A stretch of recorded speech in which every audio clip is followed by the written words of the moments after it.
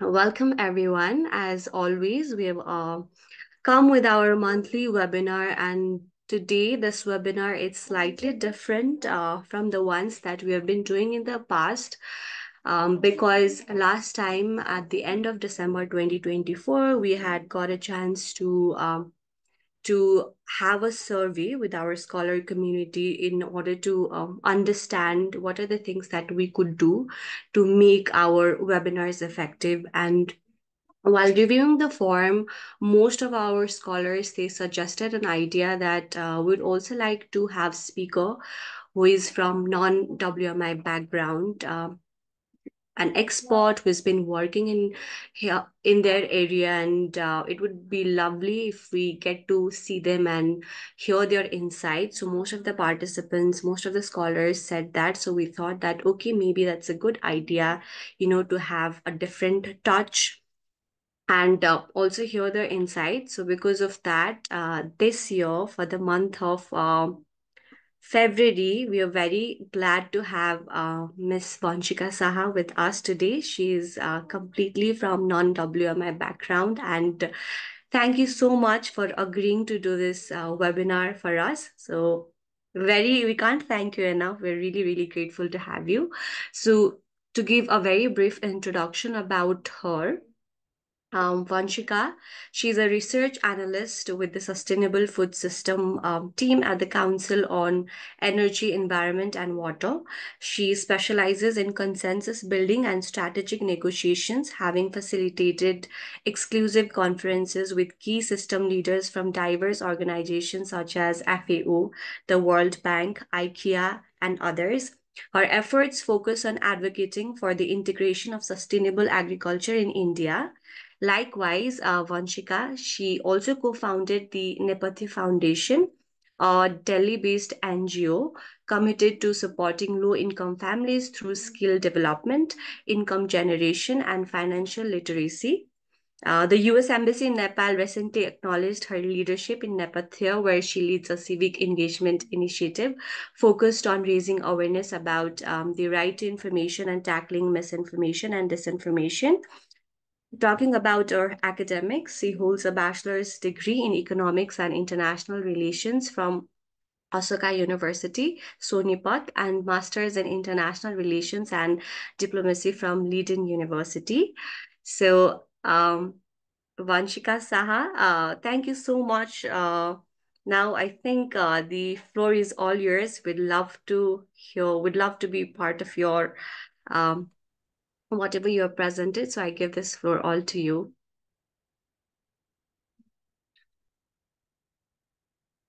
You're muted. Oh, am I? Okay, now it's fine. Thank you so much, Neeraja, for that intro. I see you smile when we talk about the US Embassy, and that's where I think me and Neeraja met first. So Mhm. good to see these synergies build up in other platforms as well. And I'm happy to be here and talk about strategy, negotiation, and communication. As Neeraja already mentioned, that I am working as a research analyst in a public policy think tank in Delhi called the Council on Energy, Environment and Water. And why that is relevant for today and why I'm mentioning it again is also to tell you that in even beyond your academic spheres, working with the government it involves so much of negotiation, so much of pushing, and so much of strategy communication that I have also developed this skill over time. Even after my academic background, we did study all of this, and there is theory, which I will be presenting today. But there could be situations where it is very difficult for us to like really do it on a daily basis. So please don't feel very intimidated about it. It's something that you learn over time. But the key is to just know them and be conscious about these tactics, right? So it's not going to be very theory based. So I would really, really appreciate if all of you could also pitch in. And the more we talk right now and more we discuss it together, the easier it will be for me to also understand and help you and contextualize it for you, right? So I will start with sharing my screen now. Just okay.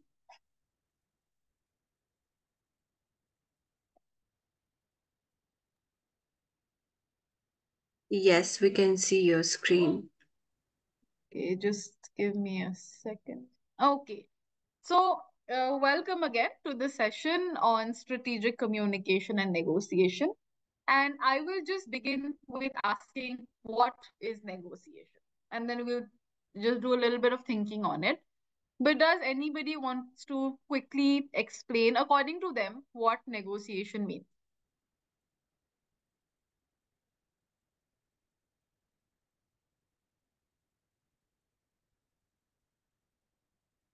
Feel free to unmute or just raise your hand and maybe we can recognize you.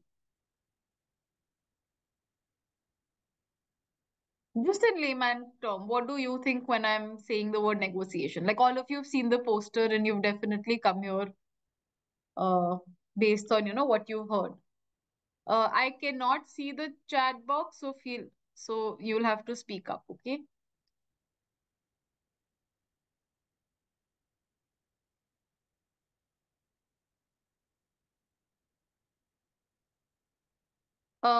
Anybody who has anything to say? Okay, so maybe I can just quickly then um tell you a scenario which I'm pretty sure all of you probably have faced sometime or the other in your life, especially if you have siblings. Okay, everybody, can you raise your hands if you have siblings?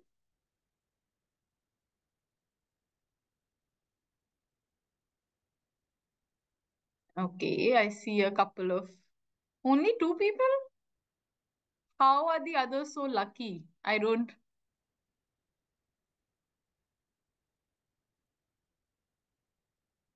Okay, strange that there are only two people with siblings. But and just a disclaimer, if we are not participative enough, it's really not gonna be that helpful. So I really do hope that you do, spend some, I mean, just listen in and try to put in some inputs as and when you can, okay?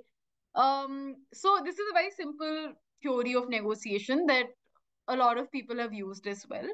There are two siblings probably, and they're fighting over a cake. Now, as me also when I was a kid, if somebody used to say, "Give me," like if we had a huge pie of cake, I wanted to like slice it and then give it to my sibling because I would always take a little bit extra than my sibling because I always wanted more, right? And that's the same thing for my brother.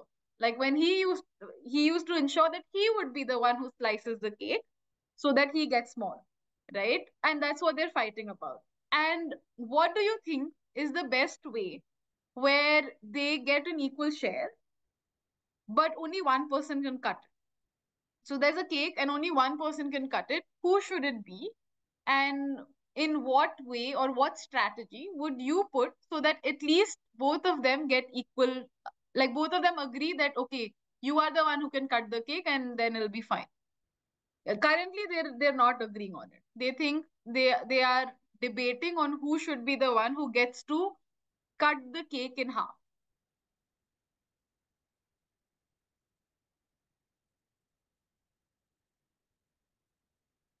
I'm gonna now randomly point at people and hope that they are gonna respond. Okay, I'm going to the participants list. And okay, is David here?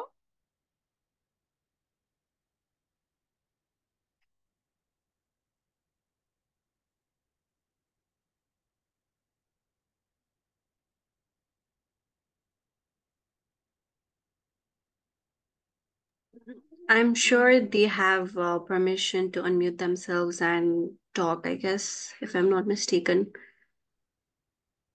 David, are you Actually, there?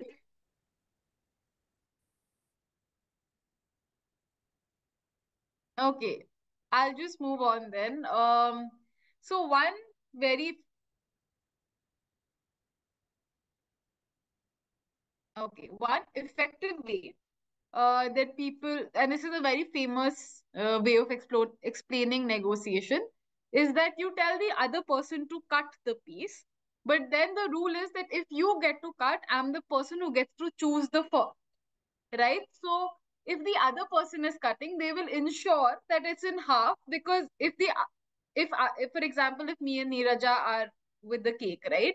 If Neeraja cuts it, then I will be the one who gets to pick the first piece, right? So Neeraja obviously will ensure that it's exactly in half, so that the piece that she will also get after I have chosen will be equal, right? Is this understood to everybody? So basically, the idea of negotiation one is to first strategically think and communicate what should be the right strategy to solve any issue. A negotiation happens when, people are coming together towards one issue, right? So the first thing about negotiation is to strategically communicate what you want, right? And making sure the other person agrees to it. Like if today somebody would have said, I will cut the cake and I will choose the first piece, do you think the other person would agree? No, right? Because that is not something that is okay with them, right? So the first thing to keep in mind is that it needs to be a strategic way of communicating. Now, the second thing is that it needs to be a win-win situation. As like what I mentioned, right? If I tell Neeraja right now that I will do this and everything is on me, Neeraja is at a loss, and that kind of an argument will never hold, right? So one thing to keep in mind about strategic communication, about negotiation, that it has to be a win-win situation. And the third thing to keep in mind is to think of, and how do you do this, right? Like how do you strategically communicate? How do you get to a win-win situation? And the key way of doing that is to understand the interest behind the position. For example, in this situation, the position was that both of them wanted to get more of the cake, right? But or they wanted to cut the cake themselves so that they are not cheated, right? But the reason behind it was that they didn't trust each other. There was a lack of trust, right? When we strategically tell them that, okay, you cut the cake, then and after that I get to pick, the aspect of trust then becomes mutual. Okay, this one person cuts it and the other person picks it. So when that happens, you are hitting or you're tackling the issue of trust and not the fact that both of you want to cut the cake, right? So the position is that both of you want to cut the cake, but the interest or the reasoning behind it is that it is largely because of the trust issue. So what you need to resolve is the trust and not who gets to cut the cake.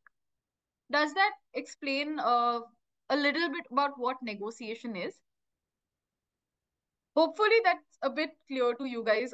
Feel free to please unmute and ask questions if this is not clear. I'll just pause for a minute.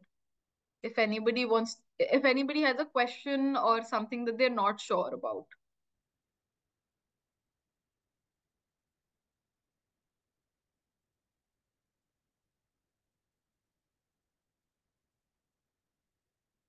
Okay, so I believe nobody has questions so far.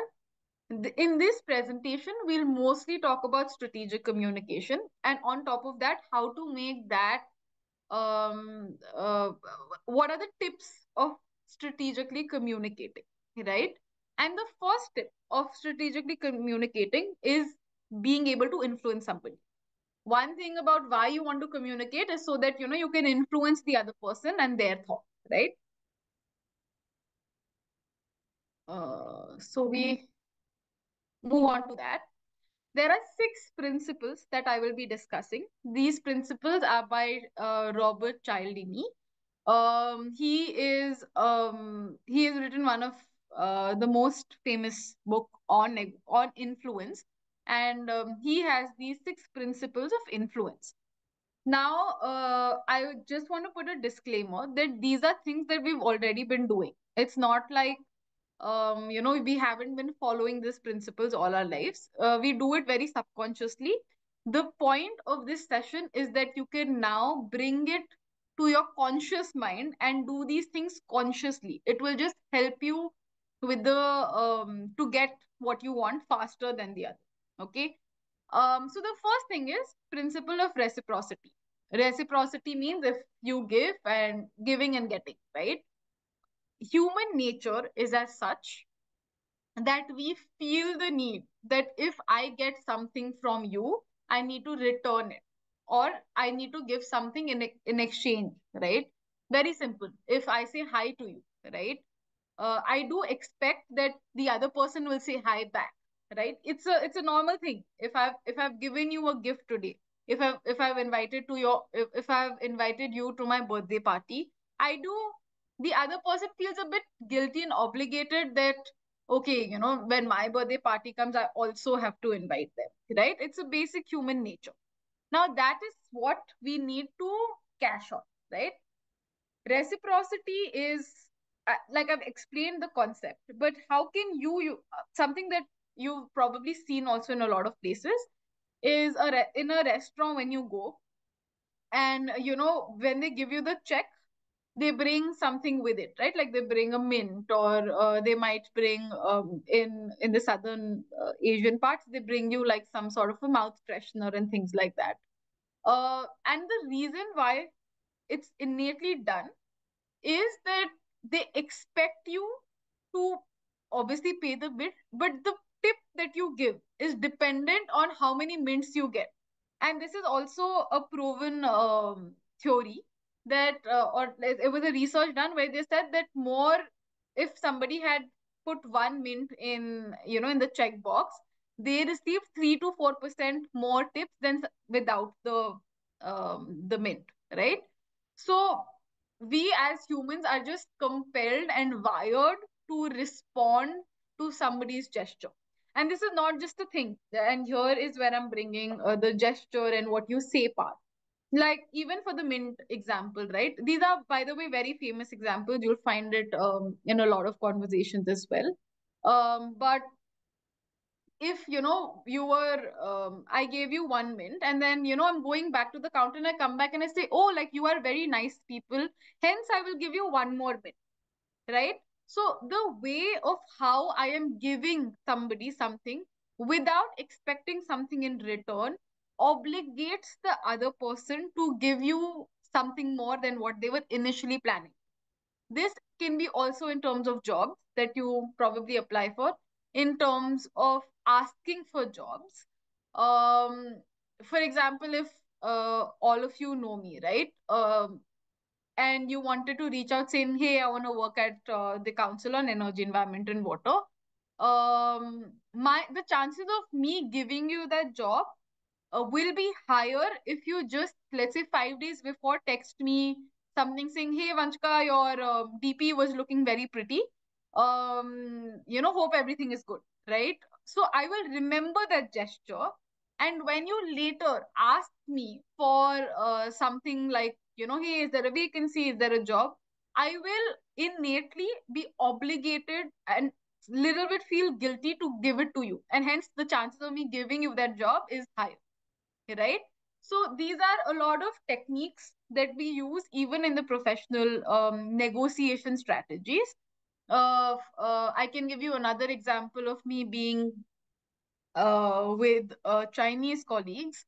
And one thing that they often do is, and this happens in many other cultures, so maybe you can draw more parallels.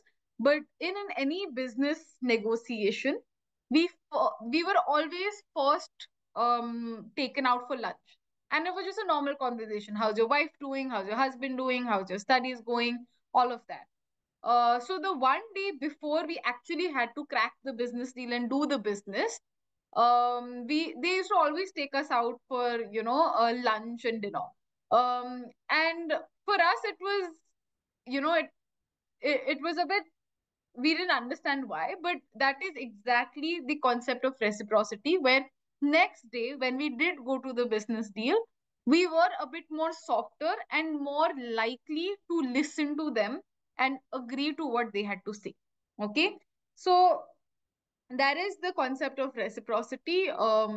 Feel free to drop in questions in the chat box or unmute yourself if that was unclear.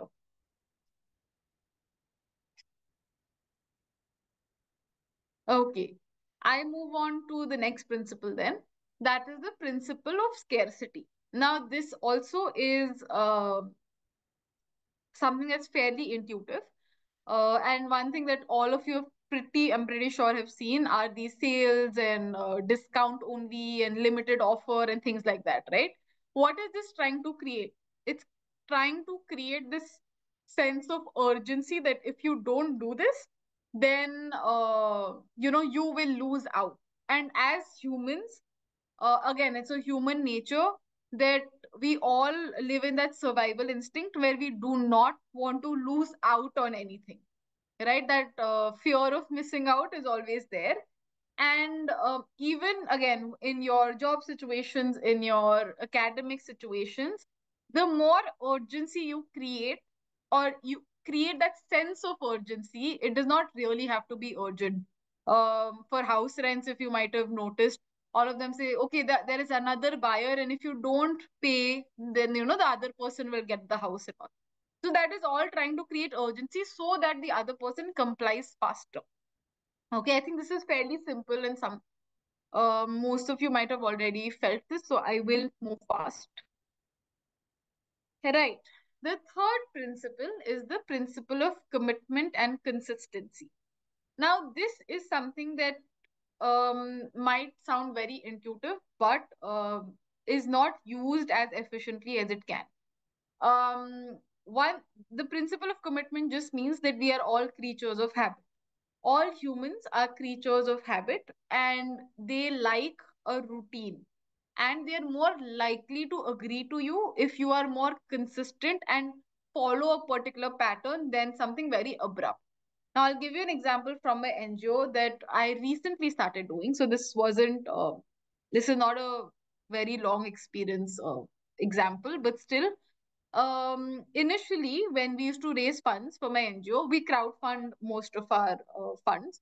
So we used to go and say that, okay, everybody give as much money as you want. We're raising funds for these causes, right? And what we realized is that over time, the people who used to give us, who were one of our biggest donors, they used to give a very big amount, but later on, we never got funds. And what we did then was to say that rather than giving $100 today, how about you just give $10, but give it every month? Okay. And by the end of this month, you would have given the same amount. In fact, if you calculate interest and all, lower, right? So then that was people were okay with it. They were anyways at that instantly giving at that moment also instantly giving €100, $100, and then they said, okay, if you want, we can. We want to take it in batches, so please give it over 12 months. So they gave $10 approximately for 1 year, right? And then, given that they were constantly in touch with us for every month, the chances of them giving us a donation much later after that year was complete was much, much higher than us going just as an impromptu thing. So, the point being that the more consistent you are with your requests, and one tactic that I have always used is that with consistency also comes with how to ask for that consistency.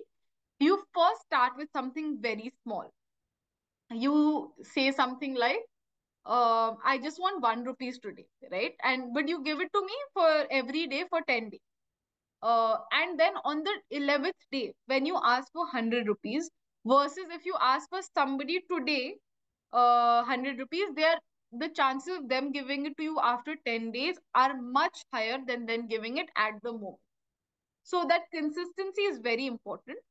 The second thing about this consistency is also that people feel that they've already committed to something. Hence, they feel the need to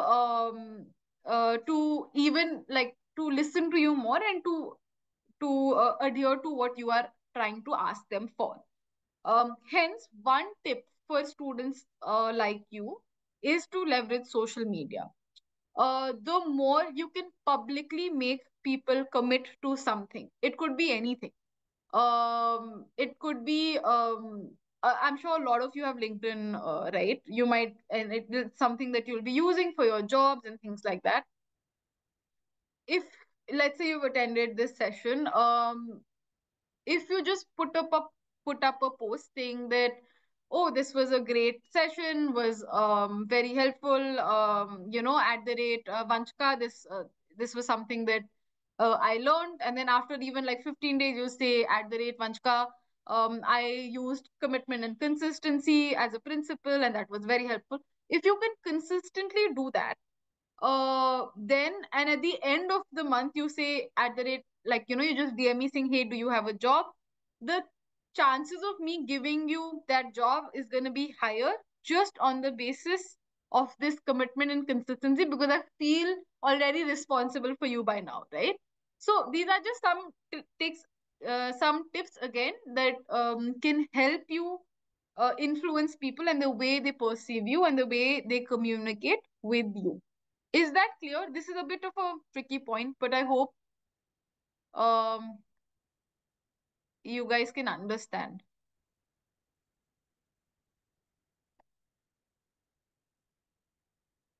Okay. Okay. The next principle is on the principle of liking. Now, this is one of my favorite principles, hence, it's a bit more elaborate than the others. The others also have a huge literature under it, so feel free to refer to those in your own time. But one thing, obviously, people, it's again intuitive that people are gonna listen to you if they like, right? And the only question is how to get people to like you, because that can always be tricky, right? Like, it's difficult to like make people like you. And one way to do that is obviously that I mean one way to do that is to build on the similarity of things. And it's obvious that some things are beyond your control, like physical attraction. I mean, that is not something that you can build. But there is a study, and I'll link it to my second point here, is that women who wore red lipstick for a conference were would listen to more than somebody who wasn't wearing that color of a lipstick. And that's largely because that red lipstick made women look more attractive, which is why they were which is why other board members were more likely to listen to them. Now, this in no way means that, people should please each other, or that's not the point of this. The point is that these are things that influence people, and you can use different techniques or tips to leverage it. But yeah, this is no way prescriptive as per se. But right, so my point being that there are a lot of ways that you can get people to like you. One way is also to build similarities. Same names, same town. Again, you might have been visiting places, and if you go to an employer, um, it's a very good thing or a practice. And we used to do this all the time when I was working at the European External Action Service, where I attended different conferences where we had to go and negotiate with stakeholders. And it's good to know about the person you are speaking to beforehand. One, their professional credentials. Second, their personal credentials. For example, where are they from?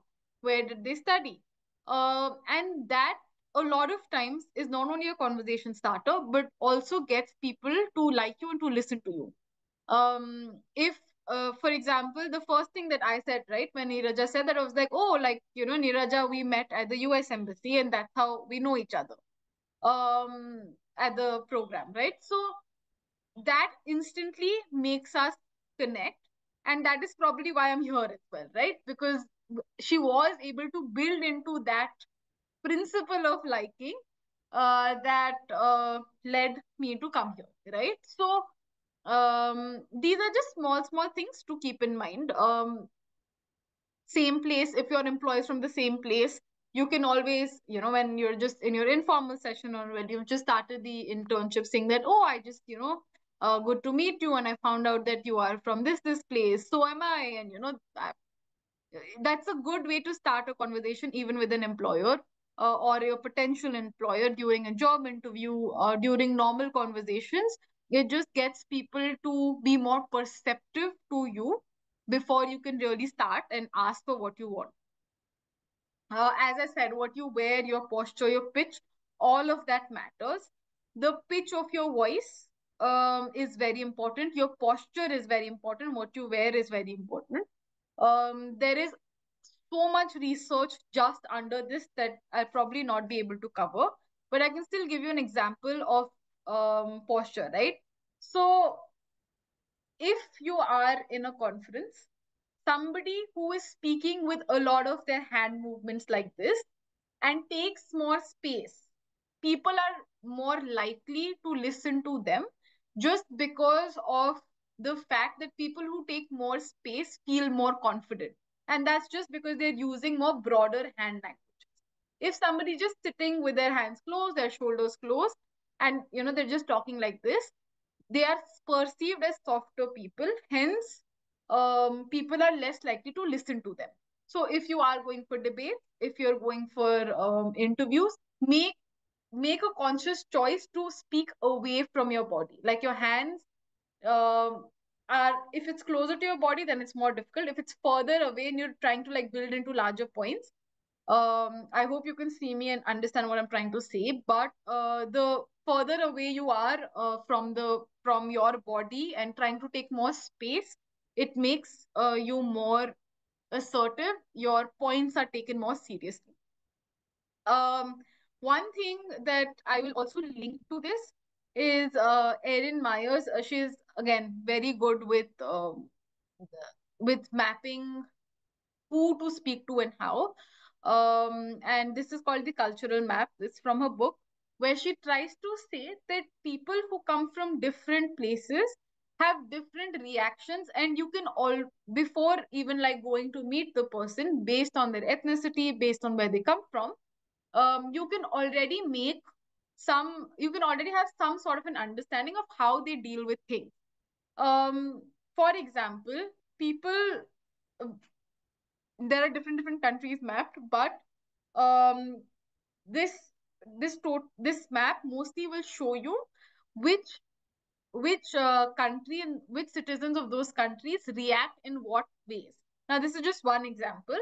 Um, Confrontation and avoid confrontation. A lot of the people in the south, the south, the west, the east of the world, the southwest, the southeast of the world, like India, Philippines, Cambodia, Nepal, all of these countries are they avoid confrontation, which means that if you were to directly give feedback, saying that you are both, if you have an assignment from somebody who's from Southeast Asia, and if it says that, okay, you've made too many mistakes, redo this. If you say it directly, that person will close off to you. But versus if you say something similar like this to somebody from France, they will appreciate the fact that you're more direct and you've told them exactly what the problem is. For example, in Nepal, you will have to sugarcoat it a little bit and move around the situation and say something like, "Okay, your assignment was good, but these are the things you can improve on." Right? So depending on which part of the world or which part of the culture you are interacting with, these are some tips that are helpful for you to already know. Again, this is a research that a lot of people have also contested and said that given that how international and interconnected the world is getting, it's very difficult to place one person in one place. Having said that, for me, at least in my professional journey, it's still helpful to be cognizant of these issues. And I have realized that it works a little bit better when you already know this. For example, I'm from Nepal. I'm working in India right now, but I studied in the Netherlands. And if you see, they're really in the opposite spectrum, right? Like Netherlands is confrontational and very emotionally unexpressive, but Nepal is very emotionally expressive but avoids confrontation. So I really did jump a spectrum of things, and that was something that really helped me to understand where other people are coming from. With emotional expressiveness, I can give you an example in this as well, just to make it better to understand. Somebody, cultures who are more emotionally expressive, really believe in brotherhood or sisterhood. So you could say something like, "Oh, Sarah, she's just like a sister of mine, and we go long back, and if you start building that sisterhood and brotherhood, that is something that they will appreciate. But in cultures that are not very emotionally expressive, if you say that, oh, like she's like my aunt or she's like my sister, um, they might not appreciate that enough, and they feel like it's invading too much of their privacies. So that these are just things to keep in mind. There is a lot more than just this. This is just two examples, but there are many more. Feel free to go through this, go through her work. She has many on communication, and I think she has six to seven aspects um, other than these. So feel free to look through that. But yeah, knowing your audience, and one way to know your audience is through this cultural map. Okay, I see some chat box. Okay, I don't think so. There are questions. Okay, then there is the the next principle, which is on creating authority, right? I can't see my screen. Okay, yeah, which is on the principle of authority. Now, the principle of authority, this again is different for cultures. The degree differs, but still mostly same for all. In some hierarchical cultures who believe in the hierarchy, for them this is stronger. This principle is more stronger. But in some cultures that don't believe in hierarchy, um, for them this might not be extremely prevalent, but still helpful, right? um the principle of authority basically means that you need to create this perception that you're important, or that you are somebody that needs to be heard, right? Why should you, as a college student or a bachelor student, be heard? Like, who are you, right? And that is something that you have to build. You have to build evidence on why you are important to be heard. Now, as obviously students, we are not the CEOs of companies, and we don't have that kind of I don't know, the social footing. One way to do that is to use fair standards, and this is something that I'm sure you've been doing in all your assignments, which is mostly citations. The reason why you do it is to back your argument up, right? That's the same thing for even when you're communicating. If you say something like, this was said by the UN Secretariat, and this is what my opinion is, and it's pretty similar, or this is what I'm saying. The fact that you're backing it up with a fair standard that everybody else also thinks is okay, like something that needs to be taken seriously, that makes you more heard, and that makes you more persuasive, and that makes your argument more influential than the others. For example, another thing that you can do is, for example, WMI scholars is something that's very coveted for, right? A lot of people know about it.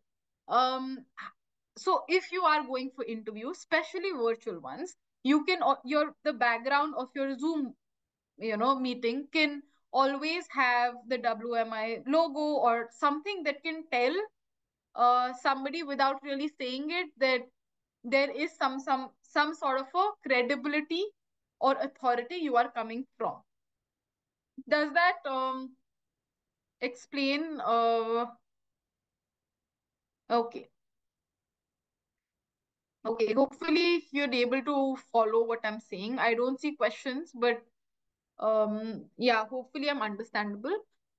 Here, creating a strong batna basically means creating a strong alternative to the negotiated thing. So if I've negotiated something, um, the best alternative, if this negotiation doesn't come through, needs to be very strong. So if you are an interview candidate, you need to show them that if this does not work out, if this interview does not work out, your next best alternative is really not the best thing that you want to go for, right? We go back to the cake example. If the cake is something that if both of us ended up not agreeing on the fact of who gets to cut the cake, there might be a fight. The cake might fall down. I somebody that we might just create a mess. We might just fight over it and end up like the cake falling or whatever, right?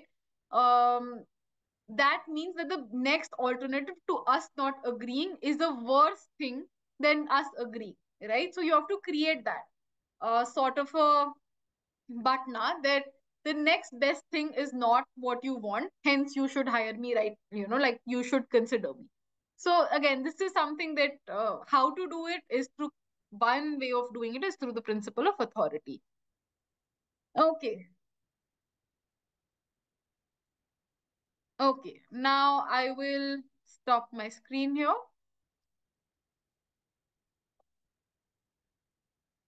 Can I not see the participants, Niraja?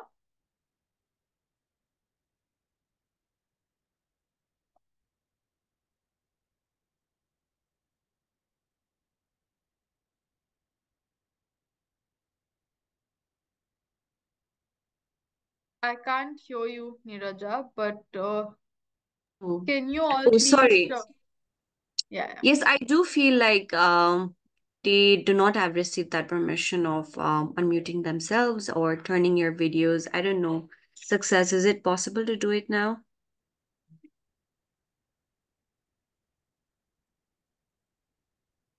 Can you just try, participants, if you can turn on your videos?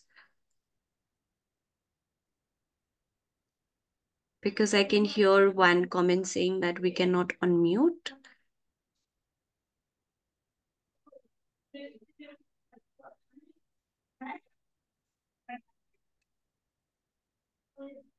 Mm. Is it some kind of exercise that needs to be done with videos on? Yeah, but I can skip it.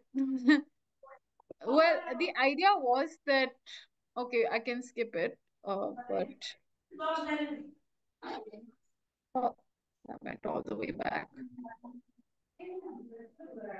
Okay, well, this was just an experiment. Hopefully, we could have worked this out. But regardless, a lot of people, especially in Zoom meetings, and I've done this in multiple Zoom meetings, and the one thing that always somebody checks is did the other people also turn it on? Then only they turn it on. Mm-hmm. And that is basically the social proof concept that I wanted to explain. That everybody checks if the other person has done it or not. Again, why? Because we are highly social as creatures, and we will only do it when if like other people are also doing it, right? So if you really want something to happen there, and you're unsure of if, for example, if me and Niraja are there, and if I'm unsure Niraja will do it, I will try to convince her, a colleague or a friend at least. And if she sees that the other person is doing it, the chances of her listening to me and doing the same thing are much higher. This is again the principle of social proof. We all are very social, and we comply to things based on what others are doing. The, people use this a lot for referrals. You might have heard of them. So that is something that's been done very commonly, but doing it consciously makes it very interesting for you to also observe, but gets you more and more people to gets more and more people to comply with. Okay, that's all from my end. I have a cheeky quote which says that negotiation is the art of letting others have your way, and hence, who wants to practice by asking the first question? That's just because I want you to ask the question, and I'm seeing if my negotiations are good enough to get you to probably speak up. But I'd be happy to take any questions. So please unmute. As I said, I've tried to keep it as short as possible so that we can accommodate for more questions and try to address each of them for your personal uh, contexts. So would be happy to start with that. I can stop sharing maybe. Yes, I can see question from Teresa already in my in question and answer session. So I think it's better if you yourself ask this question. I feel like you do have permission of unmuting yourself and speak. So, Teresa, I'd like to request you to, direct your question to her.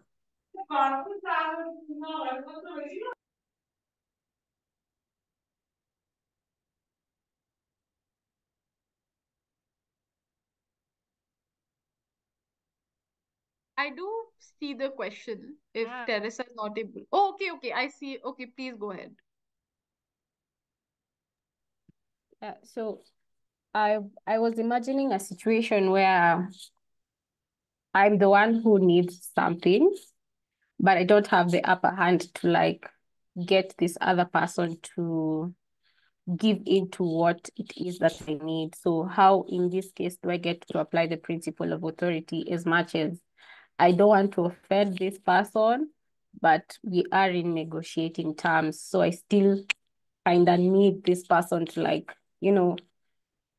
accept or just for us to get common ground. Yeah. How do you get to apply the principle of authority? Yeah. Okay, let's imagine the scenario that you mentioned, right? You are a student and there is a professor, right? And you want the professor to you are asking for, I don't know, like getting them to review something that is beyond their work, right? So you say that, can you please review this? And then they say no. Okay. Um, the thing about negotiation, and that goes back to the very first slide, is to see not the position. The upper hand, you are viewing the upper hand as a position, right? Somebody who has authority versus somebody who doesn't. But the main thing about negotiation is looking at interests, right? What would be the professor's interest? Do you think you can say something like, okay, professor, can you please review this? Because in the reviewer section, I need somebody who is in good authority, who is in a good position, and I want you to sign off on this, and I will add your name into my report, and when it's up for publication, your name, you will be acknowledged. The interest of the professor there is that they want to be acknowledged, their work should be acknowledged. Your interest is to get it reviewed, right? So that the position here is still unequal. You are still in a lower authority versus the other. But as I said, the point of communication is to see this not as in terms of in terms of what position it is, but in terms of what are the interests. Now, in terms of the principle of authority, it is, as I said, about building authority or building the perception that you have the authority. Not necessarily that everybody who asks for something is really in that position. One thing that I mentioned is to use your fair standards. If you yourself do not have that strong footing or that strong a position, use external sources that have. One thing I mentioned was that, let's say, or something that you're part of, maybe the WMI scholars or something important that other people feel is important. So if you link what you're trying to say to something that's, if, for example, a lot of the NGOs also do this, is that please donate for my cause. We are giving stray cats. We are building shelters for stray cats, right? Now, rather than say, for nobody was going to do it, and I am in a lower position than the others, right? Like others have the choice to give it or not. For me, I have a target, I have to reach that donation amount, right? Now, rather than just saying that, if I say something like, according to PETA, these many stray cats go die because of no shelter. Hence, please donate for the cause. Now you are associating your problem to a larger and a more credible thing. And that is something that will help build authority, and that's how you use the principle of authority even when you technically don't have the same position, or the or an upper hand in that sense. I hope I was able to answer your question. Yes, you have. And then also, I think I have another question now. I'm Right. imagining myself, I've gotten an interview, and in this particular interview, I have to negotiate my salary.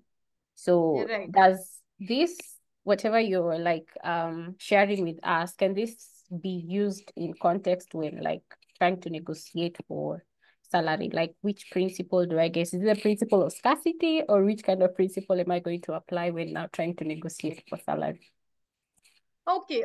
And one thing that good that you brought this up is to also say that all these principles are not something that you use as one off, right? Like these are principles that you can mix and match also. So you can use reciprocity and scarcity at the same time. And I'll give you an example of that as I explain the context of what you are saying. Now, for example, the for salaries, right? Now, when you want, and again, these are things that might work or might not work. These are not hard, fast rules that if you say this, this will work, right? But one thing that you rightly said, right? Like for scarcity, you can always say that to create that urgency by saying that I do have, thank you so much for the offer. The amount that you've mentioned is something that is not the most suitable for me because I already have another opportunity where I am getting paid a little bit more and I will consider my options. Now, immediately you've said that, okay, you are this most cover, you are like this very good candidate that a lot of people want, right? So that is where you're using scarcity. But you can also say that, but I really like the work that you do, right? I really like the job profile. Hence, and you're already saying that you're favoring them and showing that you like them, right? So this is the principle of liking where you say, but I really like the work that you are doing. I've read this report. This is very helpful. I really like the work you're doing. How about I will be interested in still doing this, even though my I am offered the other place. So could you please reconsider the salary? So the way you ask again uses different principles, right? But at the same time, you are negotiating for a better salary. So the point being that you can use multiple principles and try to get the other person to first listen to you, right? The first point of this, all these negotiations, all these tactics are to be able to influence. And after that, it's up to them. Like it does not guarantee you an increased salary, of course, but it will help the other person to be more persuasive and more receptive to your question or your ask. Does that explain your Yeah, okay? thank you. Do we have more questions?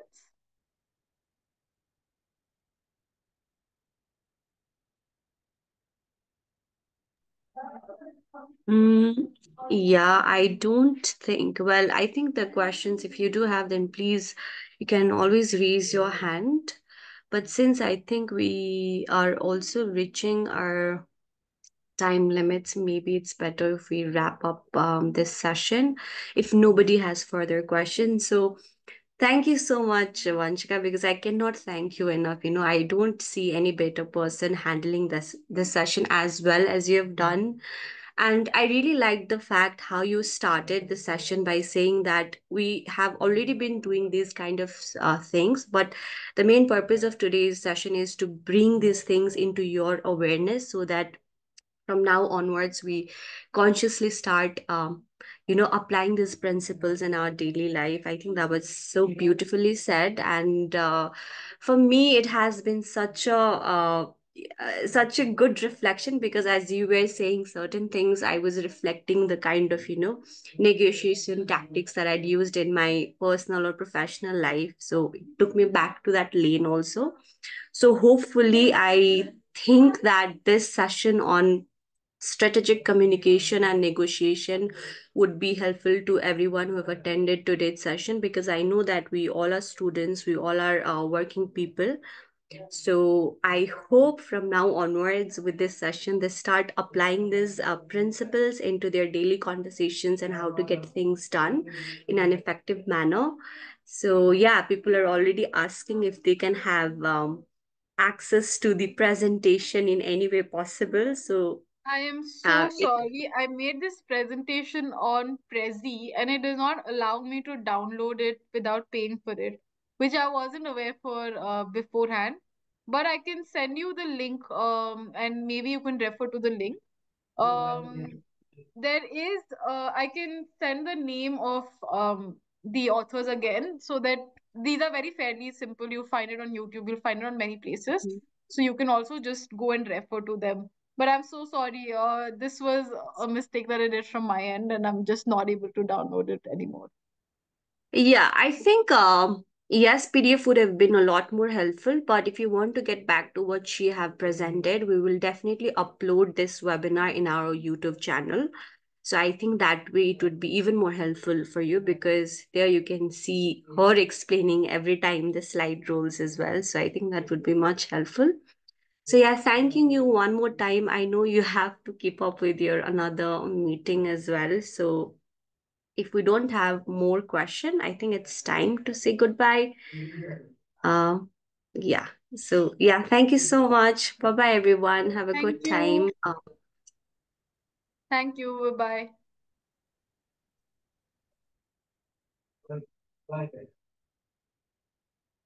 bye.